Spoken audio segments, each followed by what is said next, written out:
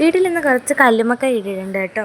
അത് നമുക്കൊന്ന് കഴുകി വൃത്തിയാക്കി എടുക്കാം. കഴുകി വൃത്തിയാക്കി ഇതൊക്കെ കഴിഞ്ഞിട്ട് നല്ല കഴുകി വൃത്തിയാക്കി എടുത്ത കല്ലുമ്മക്കായാണ്. ഇതിന് കുറച്ച് പട്ടയും ഗ്രാമ്പൊക്കെ വേണം. അതിനുശേഷം 4 സവാളയും 2 തക്കാളിയും കുറച്ച് ഇഞ്ചി വെളുത്തുള്ളി പേസ്റ്റ്, ഒരു നാരങ്ങയും 3 മുളകും കുറച്ച് കറിവേപ്പില എടുക്കണം. അതിനുശേഷം ഒരു പാത്രം വെച്ചതിന് ശേഷം അതിലോട്ട് നമുക്ക് എണ്ണ ഒഴിച്ച് ഈ പട്ടയും ഗ്രാമ്പൊക്കെ ഇട്ട് കൊടുക്കാം. പട്ടയും ഗ്രാമ്പൊക്കെ ഇട്ട് കൊടുത്തതിന് ശേഷം അതൊന്ന് ഇളക്കി കൊടുത്തതിന് ശേഷം നമുക്ക് സവാള ആഡ് ചെയ്ത് കൊടുക്കാം. സവാള ആഡ് ചെയ്തതിന് ശേഷം നമുക്ക് നന്നായിട്ടൊന്ന് ഇളക്കി കൊടുക്കണം. നല്ല രീതിയിൽ ഇളക്കണം. നല്ലൊരു ബ്രൗൺ കളർ ആവുന്നവരെ ഒന്ന് ഇളക്കണം. ഇളക്കിക്കൊണ്ടിരിക്കുന്നതിൻ്റെ ഇടയിലോട്ട് തന്നെ നമുക്ക് ഇതിലോട്ട് ഉപ്പ് ആഡ് ചെയ്ത് കൊടുക്കാം.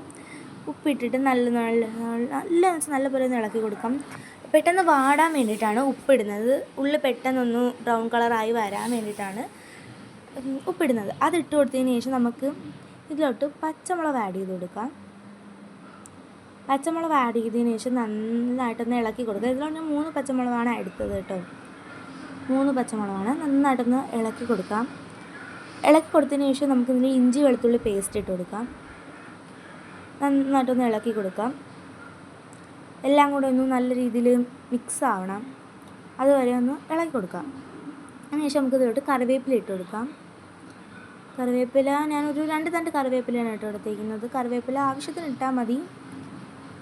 കറിവേപ്പില വേണമെന്നുള്ളവർക്ക് ഇട്ടാലും മതി കേട്ടോ. അതൊരു മണത്തിന് വേണ്ടിയിട്ടാണ് എല്ലാവരും കറിവേപ്പില ഇടുന്നത്. കറിവേപ്പില വേണമെന്നുള്ളവർക്ക് ഇടാം, ഇല്ല വേണ്ടെന്നുള്ളവർക്ക് ഇടണ്ട.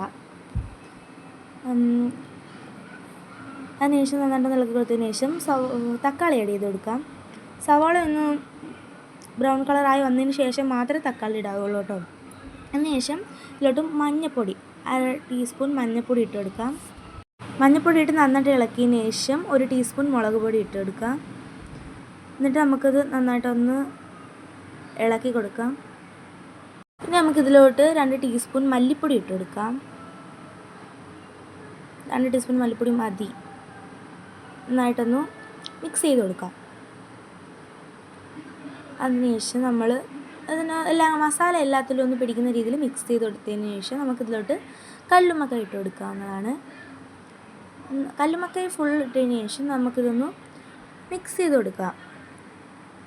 ആ ഒരു കല്ലുമ്മക്കായിൽ എല്ലാ ഒരു മസാലയും സ്പ്രെഡ് ആവുന്നവരെ നല്ല രീതിയിലൊന്ന് മിക്സ് ചെയ്ത് കൊടുക്കാം. ഇതിലോട്ട് ആവശ്യമുള്ളവർക്ക് മാത്രം ഒരു പുളിപ്പ് കിട്ടാൻ വേണ്ടിയിട്ടാണ് കേട്ടോ.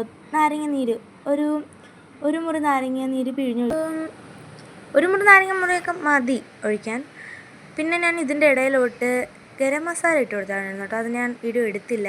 പിന്നെ നമുക്ക് ആവശ്യത്തിനുള്ള ഉപ്പ് ഇട്ട് കൊടുത്തതിന് ശേഷം ഇളക്കിയെടുക്കാവുന്നതാണ്. അപ്പം നമ്മളെ കറി ഇവിടെ റെഡി ആയിട്ടുണ്ട് കേട്ടോ. എല്ലാവരും മസ്റ്റായിട്ട് ട്രൈ ചെയ്ത് നോക്കണം. നല്ല ടേസ്റ്റാണ്. എല്ലാവരും ട്രൈ ചെയ്യണം.